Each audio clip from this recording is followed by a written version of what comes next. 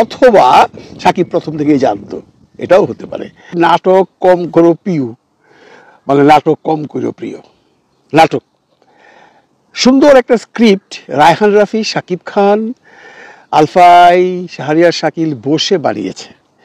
আমি এই জন্য বলছি যে আপনি যদি প্রথম থেকে ঘটনার বিশ্লেষণ করতে যান তাহলে আপনি নিজেও এর উত্তর পেয়ে যাবেন। দেখুন আমরা কি শুনলাম, আমরা প্রথমে শুনলাম শাকিব খান কলকাতায় ডাবিং করতে গেছে, ওখান থেকে এসে শুনে গত 25 তারিখে আফরান নিশো একটা ক্যামিও করেছে বা একটা শুটিং করেছে। ক্যামিওর যে বিশ্লেষণ সেটা আমি আগেও বলেছি, ক্যামিও কাকে বলে সেটাই অনেকেই জানে না, অনেকেই জানে এটাকে ক্যামিও বলে না। শাকিব খান একটা অভিনয় করেছে, একটা শর্ট দিয়েছে বা একটা সিকোয়েন্স করেছে, শাকিবকে না জানিয়ে শাকিব এসে রাগ করলো, গোসা করে ঘরে বসে রইলো। তারপরে তার যে শুটিং ছিল এফডিসিতে, আপনার রাত্রেবেলায় পর্যন্ত সে বাড়ি থেকে বেরোলো না, বলা হলো শরীর খারাপ। পরের দিন সকালে আবার শরীর ভালো হয়ে গেল, পরের দিন আবার চলে গেল।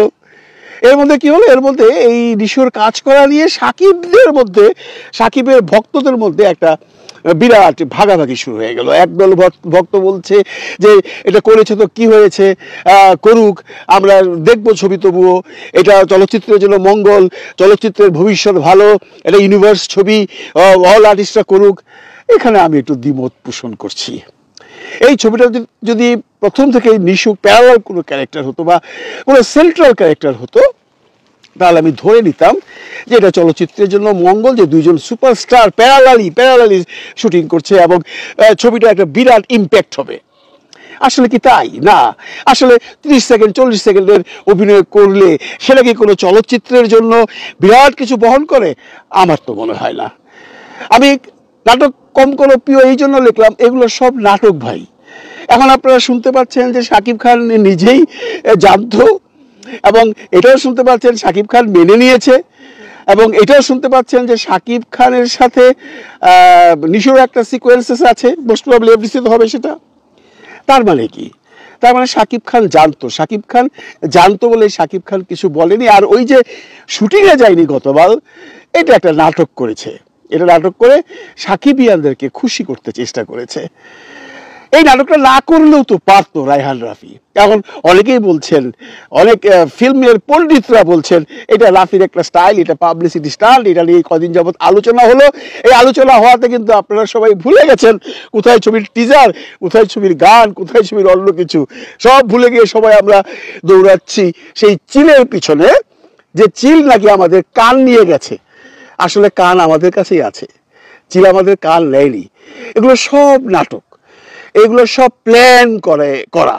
শাকিব খান জানে যে নিশুকে যদি এই মুহূর্তে আমি প্রথম থেকে ডিক্লারেশন দিই যে আমি নিশুর সাথে কাজ করছি, তাহলে আমার ভক্তরা ব্যথিত হবে, কারণ ওরা চায় না আমি নিশুর সাথে কাজ করি। এমন একটা আওয়াজ আমাদের এই ভার্চুয়াল মিডিয়াতে অনেক আগেই এসেছিল, এটা শাকিবের চোখেও পড়েছে। তখন তারা দ্বিতীয় স্ক্রিপ্ট তৈরি করলো, যেটাকে বলা হয় নাটক কম করো প্রিয়। মানে সবাই মিলে বসে ভাবলো যে আমরা এইভাবে যাই। কিভাবে? আপনি যখন কলকাতায় যাবেন ডাবিং করতে, তখন এদিকে নিশুর শুটিং হবে। এখন প্রশ্ন থাকে, কলকাতার ডাবিংয়ে কি রায়হান রাফি ছিল না?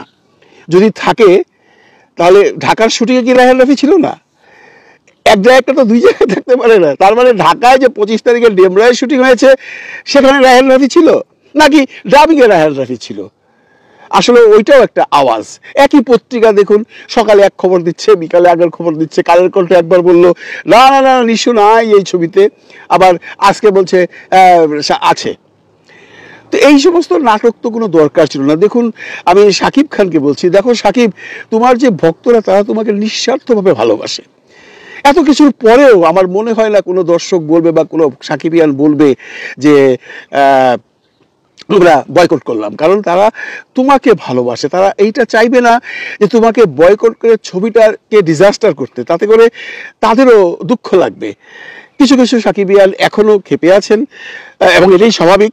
আমি বিশেষ করে কয়েকজনের নাম বলবো না, কারণ কারো নাম বললে অন্যরা মাইন্ড করে যে আপনারা আমার নাম বললেন না। বেশ কিছু সাকিবিয়ান দেখলাম তারা এখনো বয়কটের ডাকে আছেন।